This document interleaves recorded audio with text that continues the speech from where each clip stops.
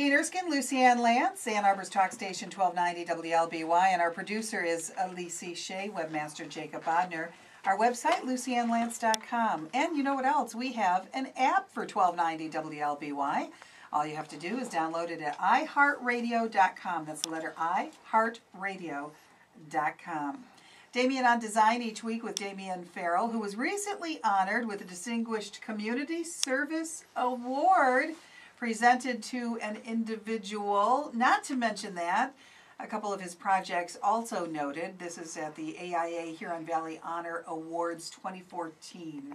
Congratulations, Damien. Thank you very much. That was a little surprise. Well, Thank you. The two projects, one was outstate, but one we're familiar with here. One we're familiar with, and we've had the client, in fact, on the show on a number of occasions, right, talking about public art. A great client, John Kotarski, a great supporter of public art and design here in our community.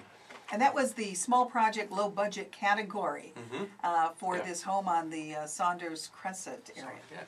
Over on the west side of Ann Arbor. And is there just such a unique look what you did to that house to give them more space, and you went up. We only had 8 feet to work with along the side of the house, so we had to go vertical. Yeah. But they were just great clients. You know, they're the kind of clients every architect dreams of. And the other award your firm received was for the category Unbuilt Work. What does that mean? It's, well, you know, sadly in our profession, this recession took a hard hit. The profession took a hard hit. And so the AIA across the board, both national, state, and local chapters, all realized that it was a lot of work didn't get built. A lot of work got designed after '08 up until the current time. And so they introduced these categories to allow people to show some of the stuff that got shelved, literally. And so I think we've seen some really amazing work. And this was a residence outside of Austin, Texas? Just outside Austin, Texas. Kind of a building, a difficult site because it's perched up on a bluff looking due west in Texas, which is always a challenge. And the view is up and down it's really the Colorado River, but they call it Lake Travis because it's dammed up all those lakes down there. And so you have the drawings for this? But in fact, we actually started construction. They actually dug did? the hole and put the foundations in. And then the clients said, you know, let's just roll this up and put it away for another day. So it wasn't just a hypothetical design. The design was done, construction drawings were finished. Is there a possibility? They still own the land. Okay. And, you know, of course we've pitched this, you know, the fact that we won this award several times to them just to remind them. We're very proud of you. Congratulations. Thank you very much. Very happy to see that. Our special guest today on Damien on Design, where we take a look at the impact design has on all of us, is Randy Case, and Randy is past president of the Michigan Architectural Foundation, and he also owns his own firm out of the Battle Creek area? That's correct. And tell me a little bit about your firm. Well, we typically specialize in adaptive reuse and preservation. We do contemporary design as well, do a lot of work with nonprofits, and we do a lot of community development. And we work in communities where there's holes or blighted buildings, and the white elephants are our specialty. You know, key buildings in a downtown area that are kind of rough, and if you turn that around, then the whole downtown takes off. And so that's kind of what we've done a lot of. You know, we do some residential work as well. We've done a lot of historic depots, turned them into office buildings and restaurants and various things as well. So. And your firm is Architecture Plus Design. Correct. Is the name of it. Randy Case, great to have you here with us today. Yeah, thanks. Damien, the Michigan Architecture Foundation, talk about this impact it has. You know, the foundation is not about architects, it's about architecture and it's about design. So it doesn't represent the individuals. And the mission is to advance public awareness of how architecture enriches life in general. So this is a nice continuation of last week's theme, the whole discussion that we had about design thinking and creative confidence. And that's really what we're trying to do. And Randy can talk in a minute about the programs that he has really led in the K-12. K-5, I beg your pardon. So it's a curriculum that has been put together by volunteers, by architects, to do just that, so that children continue to be aware in their education of creativity, of thinking in a design way to solve problems and challenges. And Randy, it's not necessarily so that these kids think about becoming an architect, although that would be great, but there is much more to this. Yes, it's designed basically as public awareness mostly. You find out what people's interests are. When you deal with a young child, their brain is developing quickly, and if you can put in environmental awareness, architecture, spatial relationships and things, it starts them thinking about design real early. As they grow up with a design awareness, typically everything they're involved with becomes more design oriented, and what we feel, it enhances the life of them as well as people around them. So the idea is if they are in the community and they are on the planning council, they'll understand how design fits into future planning. And instead of looking at buildings as being blighted, they look at it as an opportunity maybe, or they think about the bigger aspects instead of just tearing things down or building brand new of how all things interface together. Or maybe even they don't do graffiti just by learning That's about it. true. Yeah, or they pick up paper as they walk along. That's right. You take pride in your community Right, when you yeah. understand what the community is all Exactly, about. sure. And I think it's interesting because on the Michigan Architectural Foundation, you now have public members that are part of your group, right? That's correct. That was one of our visions a few years ago. We set up a goal to have public members involved focusing in 2013. And we started having public members probably 4 years ago. And now this year, as a milestone, we have a public member who's actually on the executive committee. And it was started out a long time ago. The Michigan Architectural Foundation was born to support a building that was supported by the AIA Michigan. That's the architectural group. And what happened is they wanted to fund saving a historic building, the Bovian House in downtown Detroit.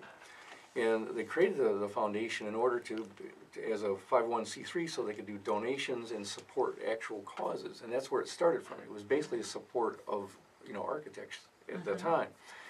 And it's been broadened out now to go beyond just architects and public awareness, and has been the primary focus now for a number of years. But, and it's really interesting too. People often don't get involved in these kinds of issues except when maybe something impacts them, like when there's a big building being built downtown Yep, Ann Arbor, right, and exactly. all Oh, of yes, a sudden, And it You know- dwarfs another part of Yeah. the community. yes, Oh, yes, yes. exactly. And it's part maybe of that not in my backyard culture, but certainly it's an awareness factor, and you really have to be on the ground floor of the decision-making process when design elements are being talked about, what your community downtown, for instance, is going to look like, how high Exactly. buildings are going to be.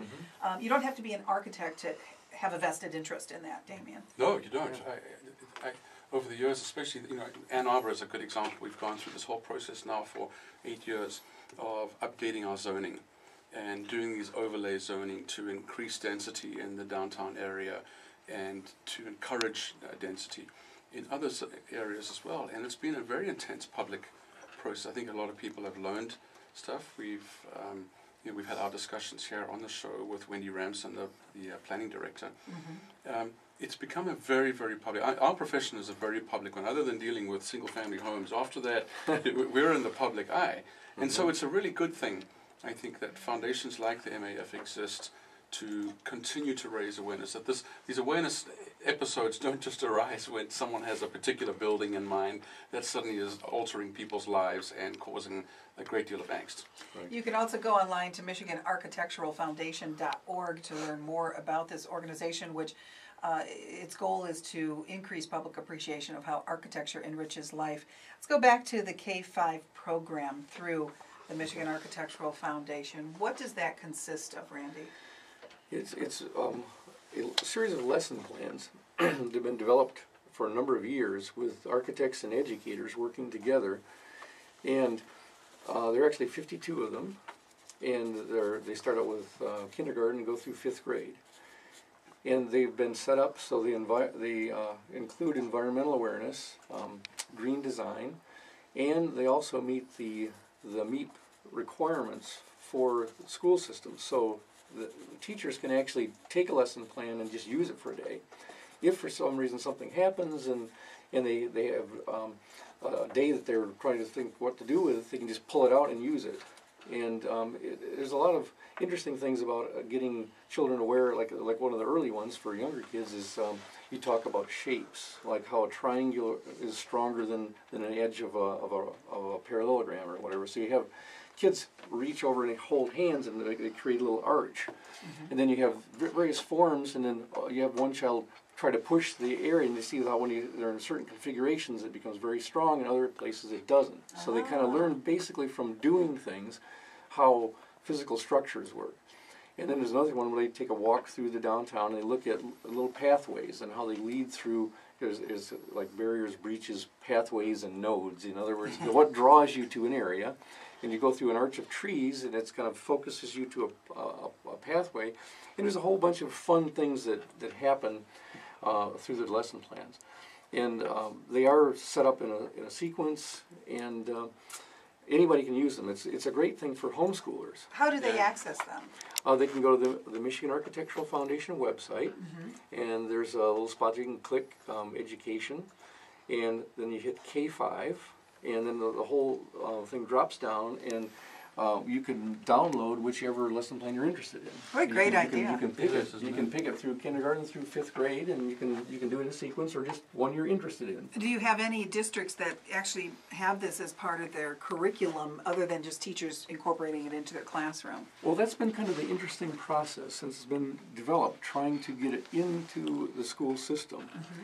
And because, you know, when you look at the teaching profession right now, most of the teachers almost feel like they're under siege because everybody's looking at scores and why aren't you doing this, and there's all this stuff here, and their days are so packed with trying to get the number of hours and all these kind of things in. It's very difficult to do something out of the ordinary.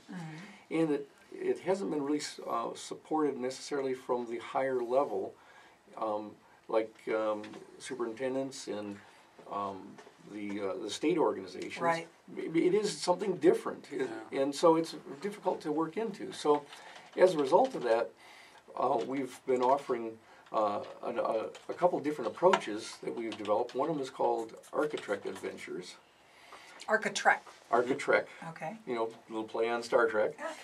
And what that is, it's the program for that is set up so that a child will see it, like we've been using Detroit Public Television as like a beta test. And so you'll have a little program in the morning that keys into a little feature. So when the child's having breakfast, they turn the TV on and look at DPTV. It'll talk about, here's Architrek Adventure today we'll do, and we're going to talk about the pyramids or something. And then what will happen is they have breakfast and they think about, wow, we can do this when we come home. And so mom and dad can get out and you can download a little video off the website, and it kind of talks you and directs you through an Architrek adventure. How cool. Did your members make that video, or how did you? The Michigan Architectural Foundation sponsored the funding. Okay. And we hired, again, our goal is to have,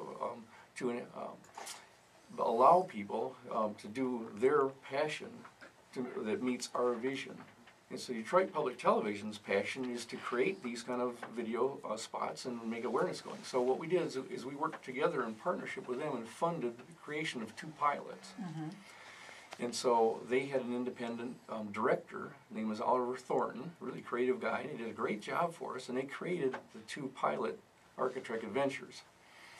And you can download those on the website, you just can't go take a look at them. And we have 2 young people that there's a host, and his name was Roland, and he greets the child and says, oh, hey, we're going to go on an Architrek adventure today, so today we're going to learn such and such. And so he talks to them a little bit like that, and then Jessica is an intern architect as well, and she takes them on the adventure. And the first episode was going to the Guardian building in Detroit. Oh, really? And talking about all the shapes and forms. She talks about, again, the fact that the pyramids are so strong, and talks a little bit about ancient history and that kind of thing. And then they go to the Guardian building, and you find all the triangles in the tile work. I bet kids look at buildings in a completely different way after learning this. That's the idea, yeah. Wow, what an educational force the Michigan Architectural Foundation is. It really is, yeah. It's exciting. I've been on the board for, I think, about 5 or 6 years now, and it's really, it's so warming to see this going on and supporting this kind of grassroots awareness of design and its power.